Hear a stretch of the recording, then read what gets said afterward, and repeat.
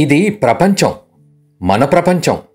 ఆ పైవాడు దీన్ని ఎలా తయారు చేశాడంటే, ఏ వైపు చూసినా ఓ పోటీ, ఓ పరుగు. ఇంగ్లీష్లో చెప్పాలంటే రేస్ కనిపిస్తుంది. కొందరు ఈ రేస్లో ముందుంటే, కొందరిని ఈ రేస్ చాలా వెనక్కి నెట్టింది. అలాంటి ఒక కథ ఈరోజు మీ ముందుకు తీసుకొచ్చాము. వయస్సు పైబడిన ఒక స్టూడెంట్, అంటే ఓ ఓల్డ్ కిడ్ కథ ఇది.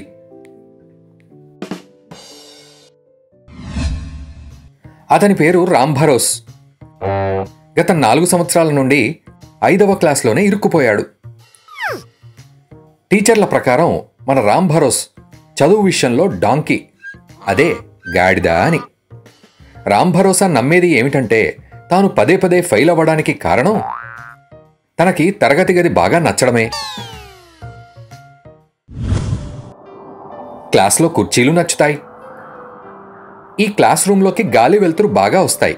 అంతేకాదు, వీటితో పాటు ఈ క్లాస్ రూంలోకి సులువుగా రావడానికి పోవడానికి వెనక వైపు ఒక విరిగిపోయిన దర్వాజా ఉంది.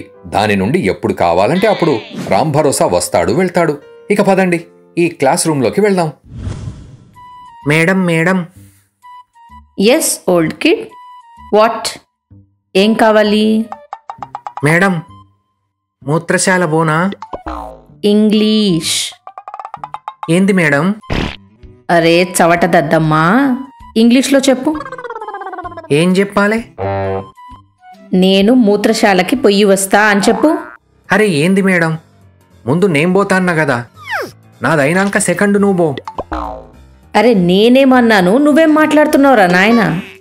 ఇంగ్లీష్లా నేను మూత్రశాలకి పొయ్యి వస్తానని చెప్పమన్నా. మే ఐ గో టు మూత్రశాల, అదే టాయిలెట్. You may go. ఏంటిది మేడం? అరే మొద్దు, వెళ్ళురా, ఎడనైనా జావుపో. క్లాస్ టీచర్తో తిట్లు తిని, అదే అనుమతి తీసుకుని మన రామ్ భరోస్ తన పని చూసుకోవడానికి వెళ్తాడు.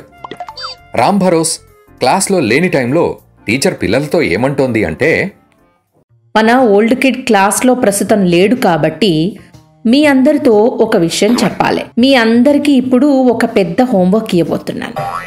రేపు క్లాస్కి వచ్చే వరకు మీరందరూ ఇంటి నుండి ఒక్కొక్క కథ రాసుకొని రావాలి. రాసే ప్రతి కథలో ఒక నీతి ఉండాలి. ఇంగ్లీష్లో చెప్పాలంటే మోరల్ ఉన్న కథ అన్నమాట. సరేనా?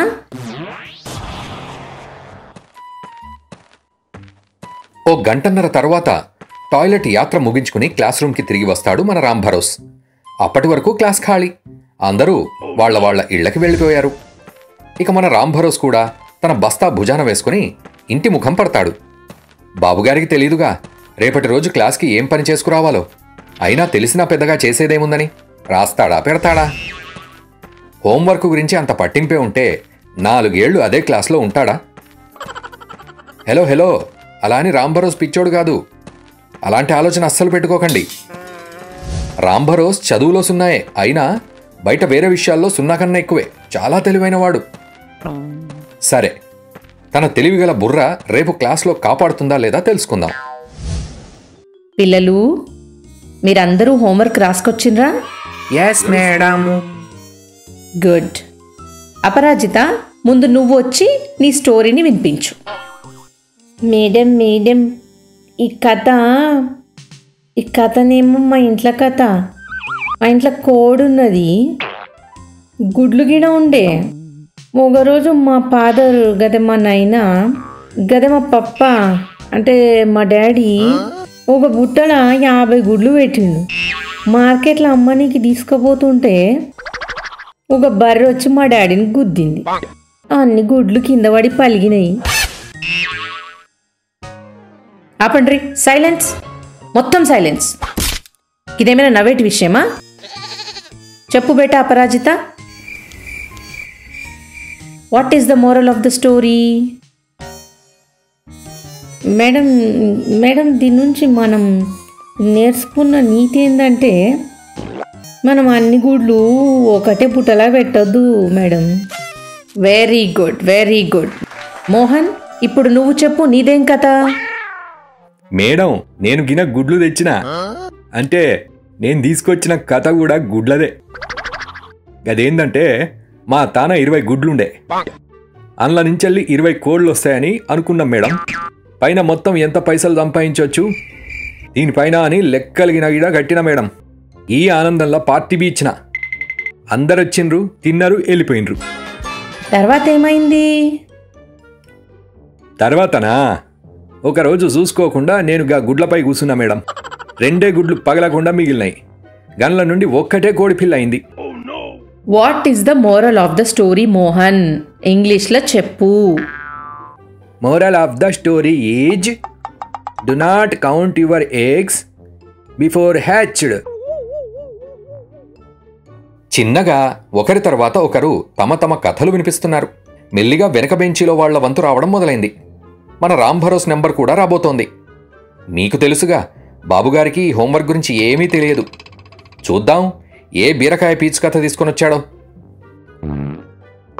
ఓల్డ్ కిడ్ బాబు రామ్ భరోస్. అదేంటంటే మేడం, మా రామేశ్వర్ కాక ఎయిర్ ఫోర్స్లో పనిచేస్తుండే, యుద్ధ విమానాలు నడుపుతుండే. ఇంగ్లీష్లో చెప్పాలంటే ఫైటర్ పైలట్టు. యుద్ధం జరుగుతున్నప్పుడు ఒక పెద్ద బాంబు ఆయన నడుపుతున్న ఫైటర్ ప్లేన్కి తగిలింది. ఇంకా ఆయన తన డేరా గదే మేడం పారాషూట్ వేసుకుని శత్రువుల యుద్ధ భూమిలో దిగిండు. ఇంకేముంది, ముందు 100 మంది శత్రువులు ఈయన వైపు వస్తుండ్రు. అప్పుడు మా రామేశ్వర్ కాక ఆయన బ్యాగ్ల నుండి ఓ సగం బాటిల్ తీసిండు. గద్దాగి ఎదురుగున్న ఆ శత్రువుల పైకి దాడికి పోయిండు. ముందైతే ఆయన కాడున్న తుపాకీతో 60 మందిని చంపిండు. గల్ల గుండ్లు అయిపోగానే ఆయన దగ్గరున్న కత్తి తీసిండు. దాంతో 30 మందిని చంపిపారేసిండు. ఎప్పుడైతే కత్తి మొద్దుగైందో మిగిలిన 10 మందిని కూడా ఆయన చేతులతోనే కొట్టి కొట్టి చంపిండు. ఏమనుకున్నారు? అలాంటి గొప్పోడు మా రామేశ్వర్ కాక. దీనివల్ల మనకి ఏం నీతి వస్తుంది? ఈ కథ వల్ల మనకి 2 నీతులు వస్తున్నాయి. ఒకటి, రామేశ్వర్ కాకతో ఎప్పుడు పెట్టుకోవద్దు. ఇంకొకటి, ఆయనకి ఎప్పుడు సగం బాటిల్ ఇయ్యద్దని తాగిపించినమా ఇహ అప్పటి నుంచి దూరంగా ఉండాలని. వచ్చిండు మరి పెద్ద మనిషి, హాఫు క్వార్టరు అననీకే. ఓ బడివో. ఇలాంటి మరెన్నో అద్భుతమైన కథలతో మనం మళ్ళీ కలుసుకుందాం.